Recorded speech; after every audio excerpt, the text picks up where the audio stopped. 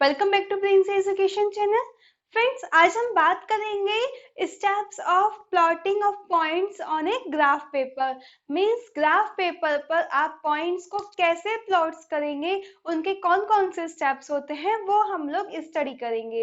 इससे पहले हम लोगों ने पूरा ग्राफ में आपका ओरिजिन कौन सा होता है, एक्स एक्सिस कौन से होता है, वाई एक्सिस कौन सा होता है, कौन से क्वाड्रेंट होते हैं, कौन से पॉइंट ऑन एक्सिस होते हैं, विद एग्जांपल हम लोगों ने स्टडी किया था। हम लोगों ने एब्सिसा के बारे में जाना था, ऑर्डिनेट के बारे में जाना था। यहाँ पर हम लोग स्टडी करेंगे स्टेप्स की। ठीक है, कौन कौन से स्टेप्स होते हैं, कैसे ग्राफ पेपर पर हम प्लॉट करते हैं पॉइंट्स को। तो आइए देख लेते हैं। सबसे पहले स्टेप जो होता है, first step, draw two mutually perpendicular line on the graph paper. Means आपको क्या करना है, दो परपेंडिकुलर लाइन ड्रॉ करनी है। One is horizontal and second is vertical. Means ये तो आपकी हॉरिजॉन्टल है एंड ये आपकी वर्टिकल होगी। हॉरिजॉन्टल को आप क्या बोलते हैं, एक्स एक्सिस, एंड वर्टिकल को आप क्या बोलते हैं, वाई एक्सिस। और ये दोनों पॉइंट, सेकेंड स्टेप क्या कहता है, mark their intersection point as O, कि जिस पॉइंट पर वो इंटरसेक्ट कर रही है, ये पॉइंट है जिस पर ये दोनों परपेंडिकुलर लाइन इंटरसेक्ट कर रही है, इसे हम बोलते हैं ओ, दैट इज ओरिजिन। ठीक है, ये ध्यान रखेंगे ना आप। नाउ थर्ड पॉइंट, अब आपको मालूम हो गया ये एक्स एक्सिस है, ये वाई एक्सिस है, ये इसका ओरिजिन है। आपको एक पॉइंट प्लॉट करना है, कोई पॉइंट है यहाँ पर और आपको एक पॉइंट प्लॉट करना है। उसके लिए स्टेप 3 क्या कहता है, choose a suitable scale on x axis and y axis। ठीक है, now mark the points on x axis and y axis। Friends, इस स्टेप को अभी हम लास्ट में समझेंगे, इस लाइन को। सबसे पहले mark the points on x axis and y axis। आपको 2 वैल्यूज दे दी, x axis पे दे दी मान लिया 4, यानी कि 4 यूनिट दे दी। तो आप क्या करेंगे, 4 यूनिट मूव करेंगे यहाँ पर। मान लिया 4 यूनिट, ये आपकी 1 2 3 4, तो आप यहाँ तक मूव किए, इसे माना आपका m पॉइंट हो गया ये आपका। ठीक है, दैट मीन्स हमें OM वैल्यू मिल गई 4 यूनिट की।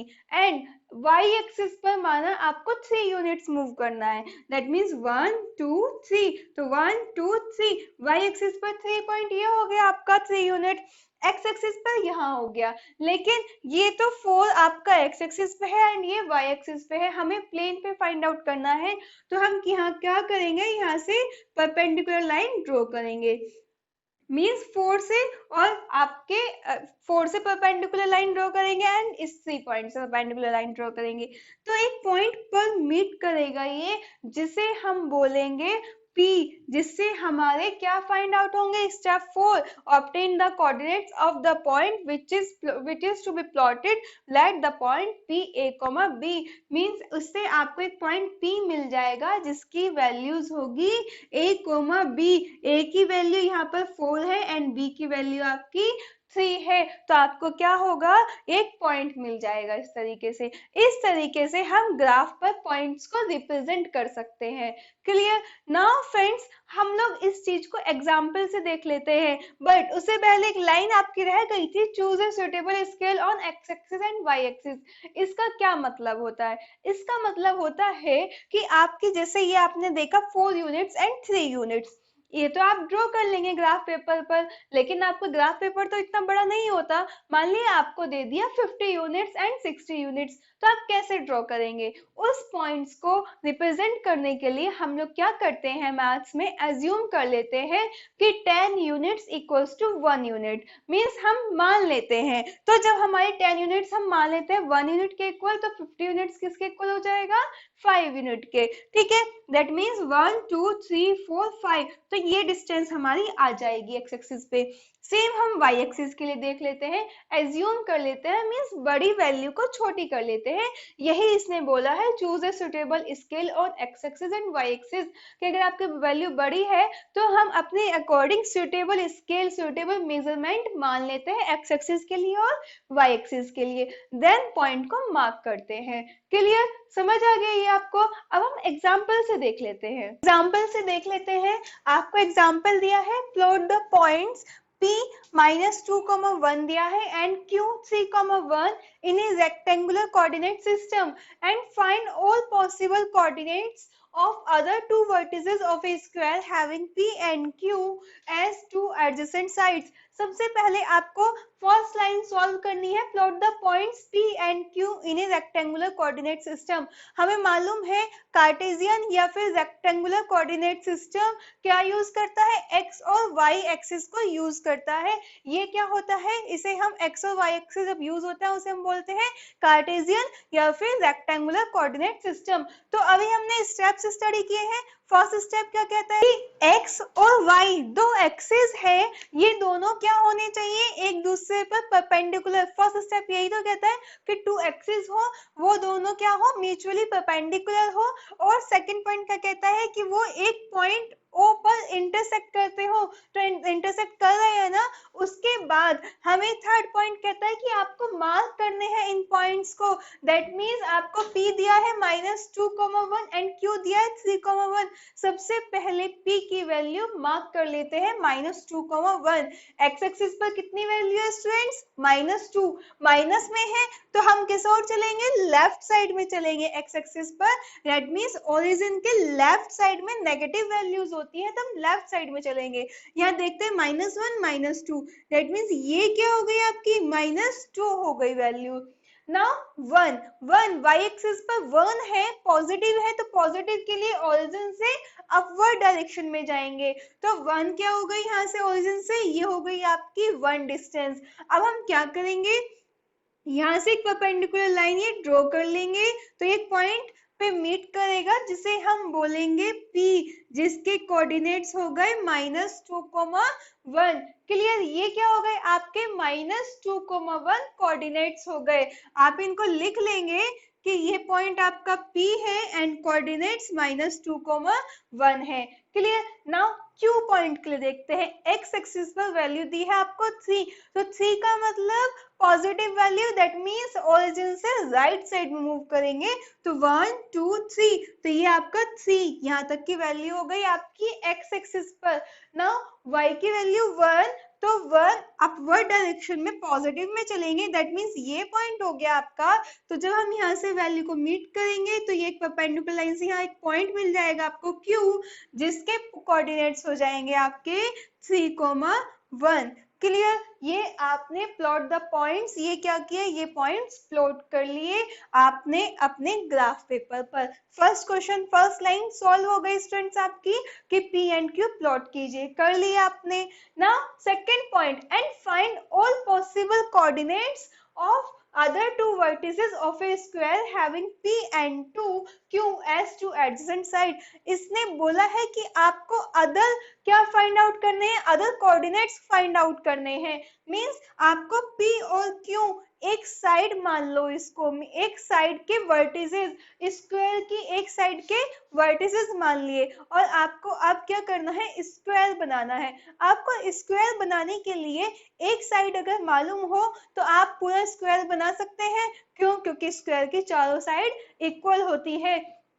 तो अगर आपको एक साइड दे दी गई है 5 यूनिट, तो आप चारों यूनिट भी तो, चारों साइड भी तो 5 यूनिट की होंगी क्योंकि चारों साइड इक्वल होती है. अब हम यहाँ देख रहे हैं स्टूडेंट्स PQ की वैल्यू क्या है आपकी, आप कैसे मालूम करेंगे.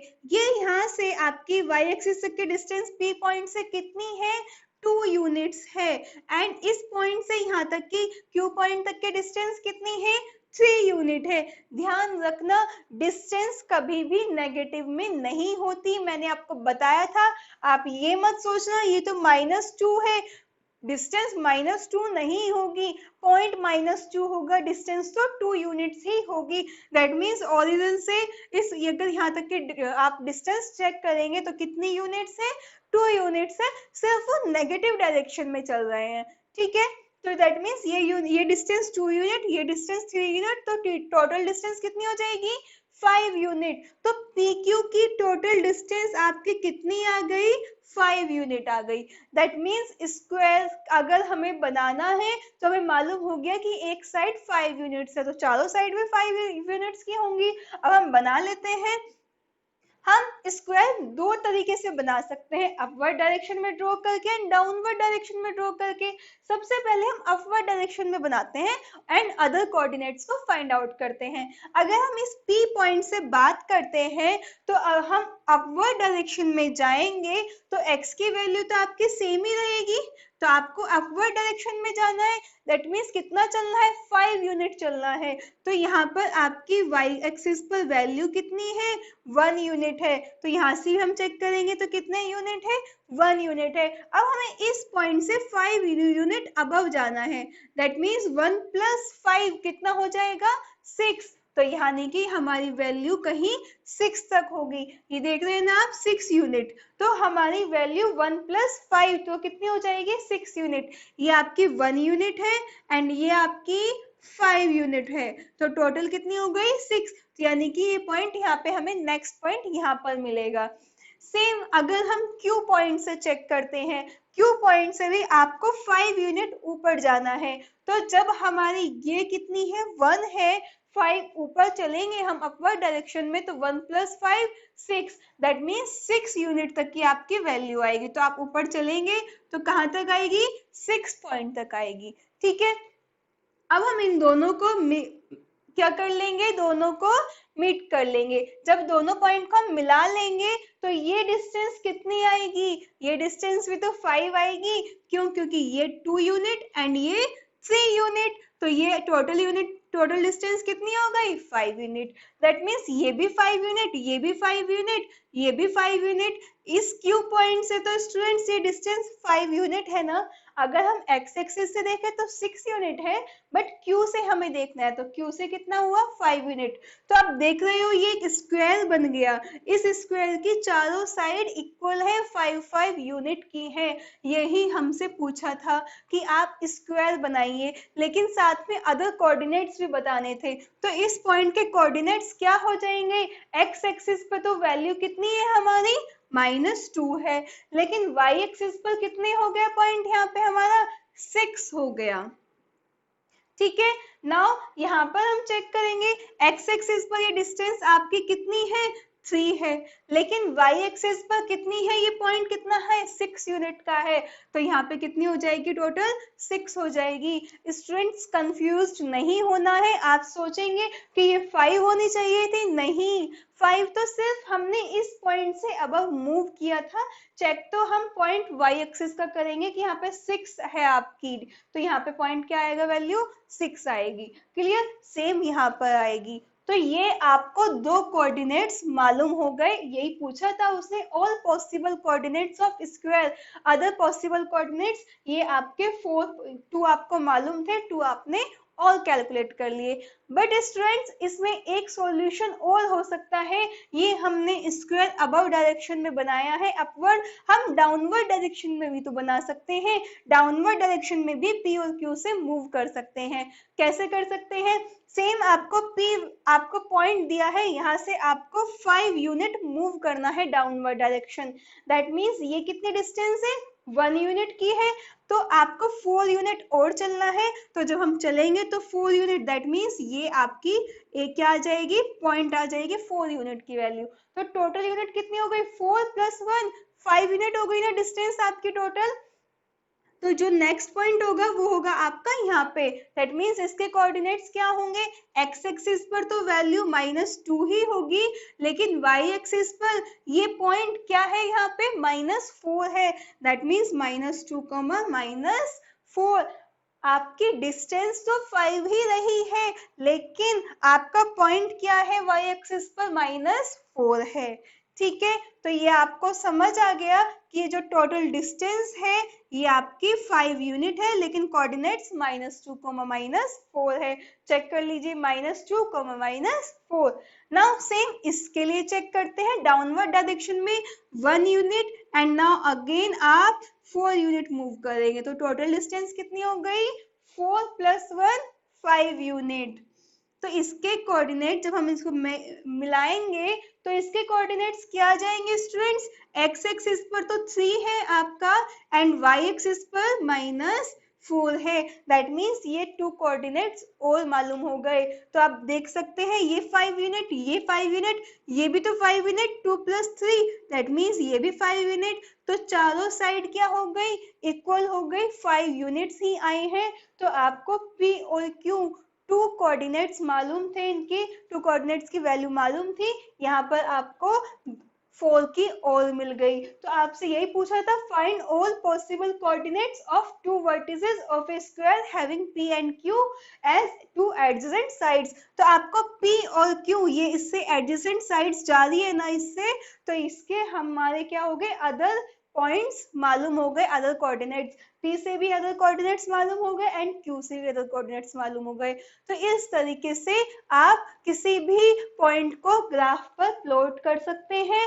हम लोग इसी तरीके से हमारे बुक में क्वेश्चन दिया है, रेक्टेंगुलर बनाना, ट्रायंगुलर बनाना, उनके एरियाज फाइंड आउट करना, वो भी हम लोग स्टडी करेंगे बट नेक्स्ट वीडियो में। अभी हम लोग स्टडी करते हैं distance between 2 points. Distance between 2 points means आपको 2 पॉइंट्स के बीच में डिस्टेंस फाइंड आउट करना है। बट डिस्टेंस भी 2 तरीके से होती है, 2 वेज में होती है। जैसे कि ये हो गई, ये 2 दे दिया एंड 6 दे दिया, तो इनके बीच में आपको डिस्टेंस फाइंड आउट करनी है। तब तो आप बता देते हैं कि डिस्टेंस कितनी है, 4 यूनिट्स है। बट अगर आपको इस ग्राफ पे दे दे और इस तरीके से लाइन दे दे, तो यहाँ पर 2 एक्सिस यूज हुए। यहाँ पे फ्रेंड्स एक ही एक्सिस यूज हुआ था, एक्स एक्सिस। तो एक्स एक्सिस पे आपने 3, 4, 5 यानी कि 1, 2, 3, 4 यूनिट्स इजीली बता दी थी। बट यहाँ पर आपकी 2 एक्सिस यूज हुए हैं, तो आपको डिस्टेंस बताना मुश्किल हो जाएगा। लेकिन आप कैसे फाइंड आउट करेंगे, इसका भी बहुत इजी सा वे है। आइए देख लेते हैं कि आपको 2 एक्सिस दिए हैं, एक्स एंड वाई, दोनों परपेंडिकुलरली एक पॉइंट पर इंटरसेक्ट करते हैं, जिसे हम कहते हैं O। इस रेक्टेंगुलर आपका जो कोऑर्डिनेट सिस्टम है, इस पर एक AB लाइन दी है, जिसके बीच की हमें डिस्टेंस फाइंड आउट करनी है। हम क्या करेंगे, हमें मालूम है A पॉइंट है ये, इससे एक्स एक्सिस पर परपेंडिकुलर लाइन ड्रॉ कर लेंगे। सेम स्टूडेंट्स हम B से करेंगे, परपेंडिकुलर लाइन ड्रॉ कर लेंगे। क्लियर। नाउ यहाँ से हम क्या करेंगे, Y एक्सिस पर भी परपेंडिकुलर लाइन ड्रॉ कर लेंगे। सेम B एक्सिस से हम परपेंडिकुलर लाइन ड्रॉ कर लेंगे। क्लियर। अब हमने माना कि OX पर ये जो आपके डिस्टेंस है, इस पॉइंट को आप M मान लीजिए, इसको N मान लीजिए। ठीक है, इस पॉइंट्स को भी, इस वैल्यू को भी परपेंडिकुलर लाइन यहाँ पर ड्रॉ कर लीजिए, इससे यहाँ पर। तो ये पॉइंट आप मान लीजिए कि आपका x है, ठीक है, या फिर x नहीं, आप इसको C मान लीजिए।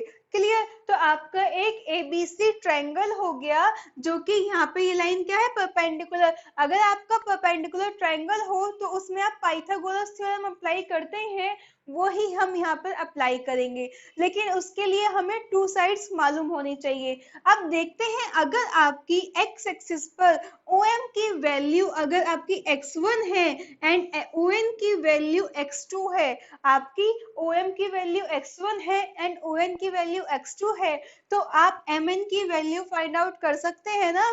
टोटल x2 में से x1 माइनस कर देंगे, that means x2 minus x1 आ जाएगा। अगर आपकी mn की वैल्यू x2 माइनस x1 है, तो AC की वैल्यू भी x2 माइनस x1 ही होगी। क्लियर ये बात आपको।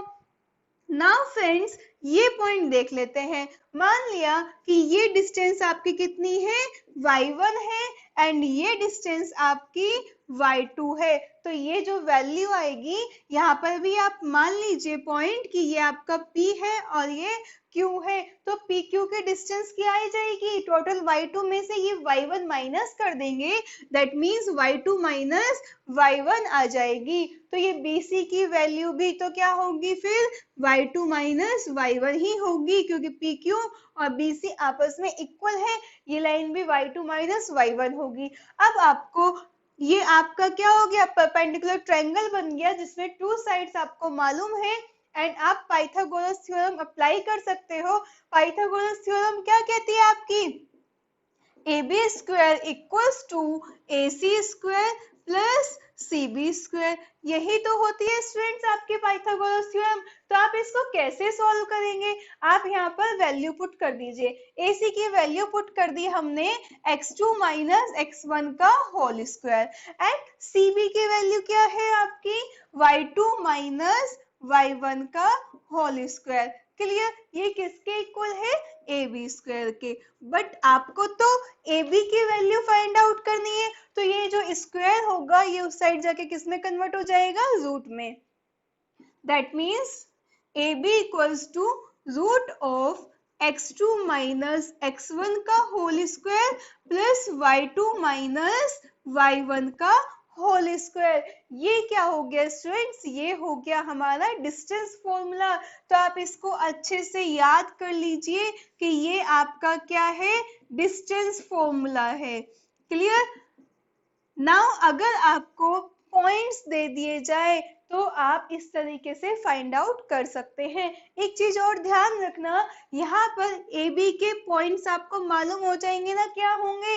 ये वैल्यू x1 है तो यानी कि x एक्सिस पर पॉइंट x1 होगा। ये वैल्यू y1 है तो y एक्सिस पर वैल्यू क्या होगी? y1 हो जाएगी।